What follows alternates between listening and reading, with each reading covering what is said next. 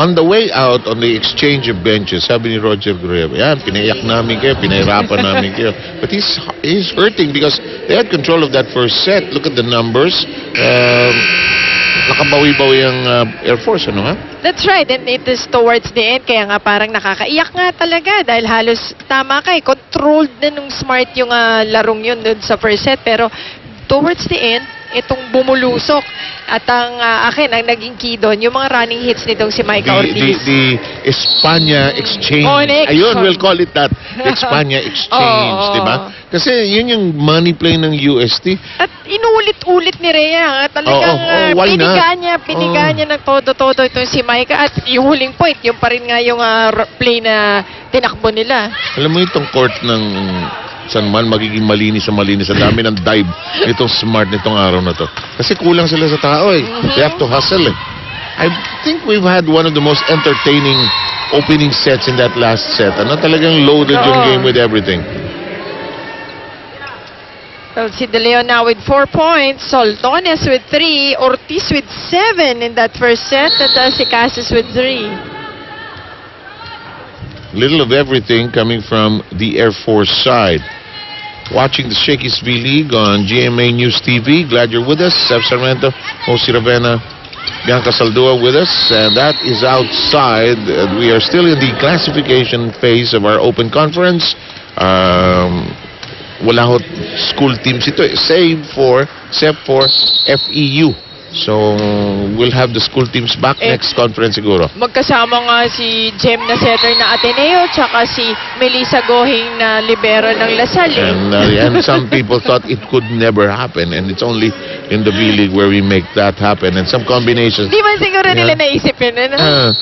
Fun Family Pizza's got, dahil sa Shakey's yan sa Fun Family Pizza, it's gotta be Shakey's, and people just love it when a Shakey's Pizza is around. The eternal favorite, manager's choice. Regalong malambing. De Ramos initiating the contact there, but they lose out on the point. Easy taking for Sue Roses. Natuwa rin siya dahil halos push na lang ang nangyari doon. Halos sinave niya lang yung bola and still got the point. Alam mo pa kay Elabero ko, pinapawisan ba si Susan Roses? Parang hindi, no? Di pa napapagod. Cool na cool eh. Diba? Parang hindi yata pinapawisan. De Ramos, hijack. Wendy Simana nakikihalubilo. Si Roses hindi talaga palo-era ito, pero timing yan. Ramos, set by Ruby. Papalo! Bukas ang tapos nito. Ang haba ng rallies natin, I think yun nga rin ang naging problema dun sa Smart kanina in the first set. Naubusan? Ang haba ng rallies hanggang mga 15. Hanggang sa mga 15 point. Hindi matapos yung point kaagad, ano? Soltones, dinukot sa ilalim. Mintes! Si Guliman. Medyo may timing it sa Guliman at that last play. Pababa na siya nandun pa yung bola sa taas. And so, it is a 3-2 count. Lamang ang kupunan ng Air Force. Nakuha nila ang first set nga pala. Yan, yung play na nag-connect kanina. Regalo, actually, nakatalikod si Guliman.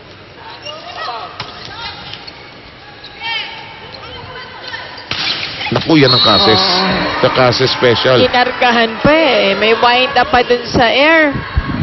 Kinasahan pa ni Joy Cases. As you'll see it once again. Tingnan mo ang take-off. At yung load up. Wala pang pito. Hindi pa pinapayagan, Judy. Uhulihin ka ng MMDA pagka ganyan. 4-2 ang bilang natin. Natawa rin siya Sabi niya, o nga naman pala. One of the first rules you learn in volleyball, kahit high school ka pala, o grade school ka pala, yung pito na Pagintay na pito. And Ross is missing that completely. Timing ang off, no? Yes. For Smart. Siguro yung combination, di pa siya sanay. Rexona antiperspirant, it won't let you down. Hirap din pag siguliman yung ka-combination mo. Laki Oh, laki. Ruby De Leon, this is how you do it, sabi ni Ruby. You know, I'm looking macro, no? Alam mo, if we were to ever assemble really a Philippine team, I would think about just now, we have taller women.